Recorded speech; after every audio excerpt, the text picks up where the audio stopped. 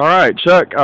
We heard about some stories that just happened recently with some prophetic art and some healing. We'd love to hear about what happened. All right. Okay, I'll tell you a couple of healing stories. One, I met this man who had broken his elbows, and he'd been in an accident when he was a teenager, and he was in his 20s now, and his whole rib cage was crushed and was beginning to compress. It was changing shape, and it was putting pressure on his heart and his lungs, and he couldn't breathe very well, and his whole circulatory system, his heart and everything were starting to be affected, and he was really being sick, and his spine was distorted, and he was in a lot of pain.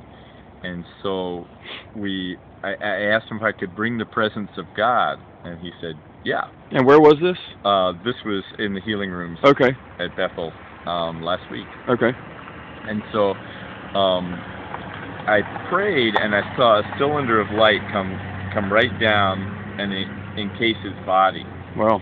And so I put my hand through the cylinder of light and touched his back, and all of a sudden it went pop, pop, crack, crack. You heard it popping. I could hear it and feel it. Oh my gosh. And his eyes got this big, and I asked him, I said, did you feel that? And he went, yes. He said, God came inside, and he's changing and molding my entire skeleton.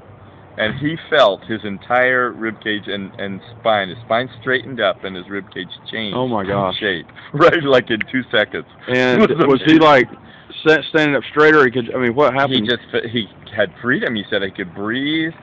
My gosh. Everything completely changed. So it sounds like several years since he'd